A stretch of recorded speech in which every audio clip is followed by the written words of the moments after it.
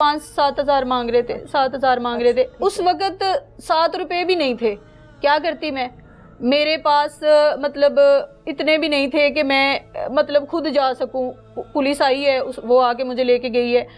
अच्छा, वहाँ पे एप्लीकेशन की है, उन्होंने बोला कि जाके आप ना वो अपना मेडिकल करवाएं। मेडिकल के लिए डॉक्टर की ज़रूरत होती है, मुझे तो पता नहीं था। मैं पुलिस को 15 पे कॉल करूं, कभी किसी को, कोई मेरे साथ कांस्टेबल भी नहीं भेज रहा था। अल्लाह अल्लाह करके जब कांस्टेबल इन्होंने भेजा है, मैंने फ़ौरन से 15 पे मैंने कॉल रोकी नहीं है, कांस्टेबल गया है। फिर वो मेरा वो एक होता है जज से एक इजाज़तनामा लेना पड़ता है मेडिकल के लिए, वो लिए। उसके बाद मेरा मेडिकल हो गया, कंप्लीट हो गया, मेरी FIR हो गई है। FIR जब मेरी हुई है, उसके बाद पुलिस वालों ने जो मेरे साथ रवैया इख्तियार किया है ना, बीबी तू है FIR करवा ली है, बीबी तेरे उत्ते उल्टी पै जानी है, बीबी इंज हो जाना है, ओ हो जाना है। हालांकि वो जो मुलजिम थे वो उन्होंने बुलाया, मुलजिम वहाँ पे नहीं आए। अच्छा, मुलजिम भी नहीं वहाँ पे आए, मुझे डराया भी जा रहा था, धमकाया भी जा रहा था। अच्छा। फिर उसके बाद पुलिस वालों की जो ज्यादती थी, फिर मेरा जो केस है वो अदालत में चला गया। अच्छा। तो मतलब FIR हो गई है, उन्होंने आगे वहाँ से अपनी जमानतें की हैं, पता नहीं क्या किया है। और जो IO मैडम है, हीरा मैडम, जो हमारी हमें उन्होंने दी थी, मुझे मैडम कहने को उनको दिल नहीं करता। वो किस चीज़ की मैडम है?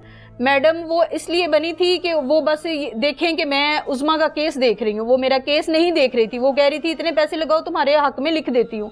इतने पैसे लगाओ। वहाँ पे भी पैसे की डिमांड हो रही थी। और जो मैं और मेरी बेटी थी, ये हम बाहर वेटिंग एरिया में गर्मी में हम 3-3 घंटे उनका वेट कर रही हैं कि हमने IO से मिलना है। और वो जो है मुलजिम जो है वो अंदर कॉफियाँ पी जा रही हैं, चाय पी जा रही हैं। मुझे लगा मैं मुलजिम हूँ, वो मतलब मुदई है, मैं मुलजमों की तरह मेरे साथ बिहेव किया गया। IO ने कोई बात नहीं सुनी। IO ने जब भी मुझे मिली है, वो उसने यही बात बोली है, पैसे हैं तुम्हारे पास? पैसे नहीं थे, औकात नहीं थी, तो फिर क्यों आई हो यहाँ पे? इस हद तक मतलब असल मुझे वो पहले अपना जुल्म भूल गया था। मुझे उनकी ज्यादती, उनका जुल्म, मेरे पाँव चल चल के सूजन हो गई थी पाँव में, मेरी किसी ने नहीं सुनी। IO ने उनसे पैसे लिए और उसको बेगुनाह लिखती जा रही है। और मुझे बोला क्या तुम्हारे पास एविडेंस है? तुमने पहले भी शादी की है, तुमने पहले भी, तुम्हारा एक FIR में भी तुमने इसका अपना नाम लिखा हुआ है बतौर हस्बैंड। मैंने कहा उस घर में मेरे साथ एक मसला हुआ था, उस घर में मसला बताया भी था कि ये हुआ था। मैंने कहा इसने अपने खुद अपना नाम लिखवाया था।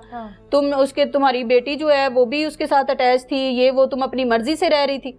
समझ नहीं आ रही कि मेरे साथ वकूआ हुआ है, ना वो कोई उस वकूए को देख रहा है, ना उसको तशद्दुद को, ना जिना को देख रहा है, ना मेरी कोई FIR को देख रहा है। उनको प्रोटोकॉल दिए जा रहे हैं। समझ नहीं आ रहा कि मैं मुलजिम हूँ और वो मुदई है, मुझे कुछ समझ नहीं आ रहा। इतनी बदतमीजी और के पास पेश हुई।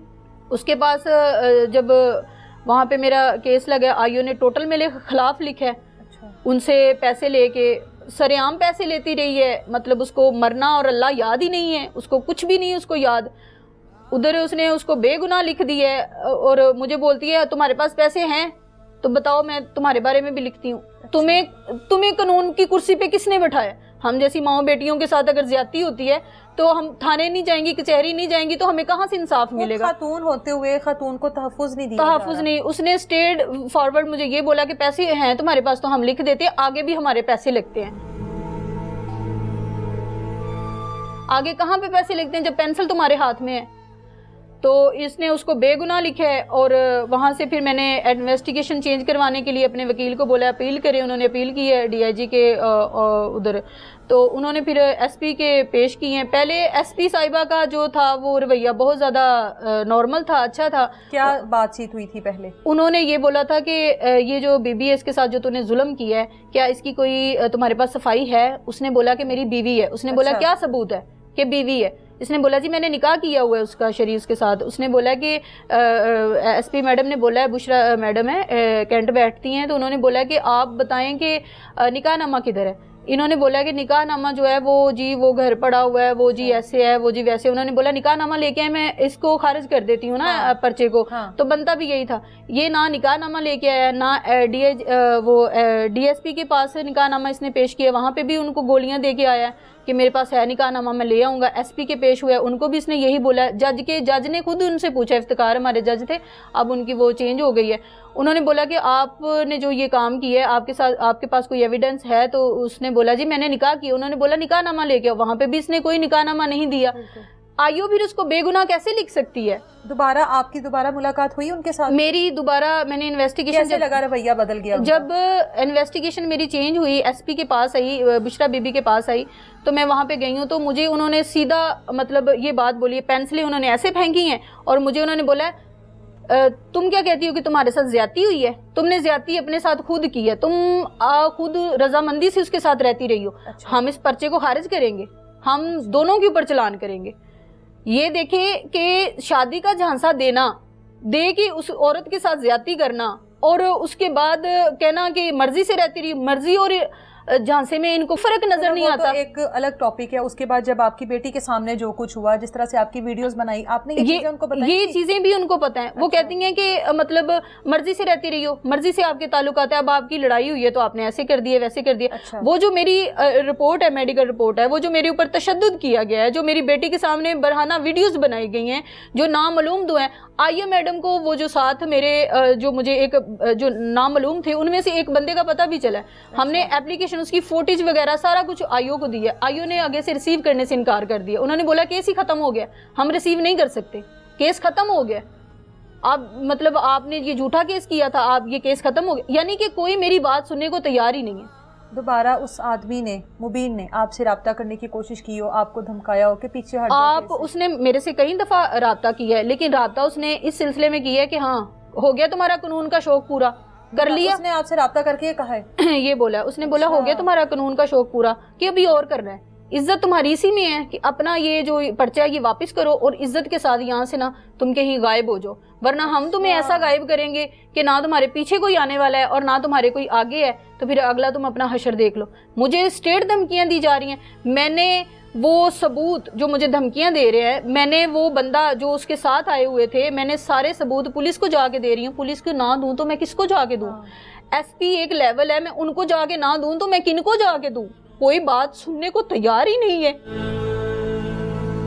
इदारों से तो भरोसा उठ गया होगा मेरा इतना ज्यादा भरोसा, मैंने ये जो अपने साथ जितनी भी मेरे साथ ज्यादती हुई है, मैं जो कानून के पीछे पीछे भागी हूँ। इन्वेस्टिगेशन चेंज हुई है, हुई तो नहीं है अभी, लेकिन उन्होंने बोला कि मैं 2 फैसले करूंगी। या तो मैं मतलब तुम दोनों को चलान करूंगी कि तुम दोनों रहते रहे हो, तो या मैं इस पर्चे को खारिज करूंगी। ये क्या तरीका है? ठीक है चलान करें, लेकिन जिस दिन का ये वकूआ है, जिस दिन मेरे साथ तशद्दुद हुआ है, मेरे साथ मेरी नज़ेबा वीडियो बनाई है, 3 लोगों ने मेरे साथ रेप किया है, तो उसका कोई हल नहीं है। उस चीज को, उस मुद्दे पे तो कोई आ ही नहीं रहा। ये आदमी मुबीन आपको अपनी इज्जत कहता रहा है, इसकी गैरत ने कैसे इजाजत दी कि दूसरे मर्दों के सामने आपको बरहना ये किया, एक उनसे वो सब कुछ करवाया जो खुद वो आपके साथ ये बहुत ज्यादा एक फिरौन नामी एक, मैं इसको मुबीन तो मैं इसका नाम ही कभी नहीं लेती, अब मैं इसको फिरौन ही कहती हूँ। ये इतना घटिया और गलीज इंसान है और इसने मतलब सारी पुलिस को अपने हैंड ओवर किया हुआ है। 7-3 पुलिस वाले साथ लेके घूमता है और एक तो इसने मतलब 6-7 फुट का एक आदमी अपने साथ रखा हुआ है, वो जो अपने आप को ASI बताता है और मुझे बहुत ज़्यादा डराते हैं, धमकाते हैं। और पिछले तो मुझे इन दिनों में मुझे मतलब उन्होंने एक मैसेज भिजवाया है किसी के थ्रू, कह रहे हैं तुम्हारे चेहरे पे एसिड फेंक देंगे, टांग में गोली मरवा देंगे, तो यहाँ फिर तुम्हें को गाड़ी हिट करके चली जाएगी, यहाँ तुम्हारा हम सामान भी बाहर फेंकेंगे। कहता है कि ये डेट तारीख पे जाती है, वो रेंट देता था ना, इस घर का रेंट देता था। अब कहता है कि तारीख पे ये जाती है, पीछे से इसके घर में हम फीम छुपा देंगे, हम मतलब इस तरह की चीजें छुपा के। कहता है कि तुमने एक पर्चा करवाया, मैं तुम्हारे ऊपर 10 पर्चे करवाऊंगा। इस तरह की धमकियां दी जा रही हैं। बेटी को उठवा लिया तो तुम क्या करोगी? पुलिस को बता रही हूँ, सबूत जाके दे रही हूँ, पुलिस इस चीज को मान ही नहीं रही। मैंने मतलब पहली ज्यादती को भूल गई हूँ जो पुलिस ने ज्यादती की है। ये वो ज्यादती है जो मैं कहती हूँ कि किसी भी माँ बेटी के साथ हो तो मैं उनको ये बोलूँगी कि कभी भी पुलिस वाले के पास ना 15 ना करें या पुलिस वालों के पास। तो तहफ़्फ़ुज़ कहाँ से लें ख़वातीन?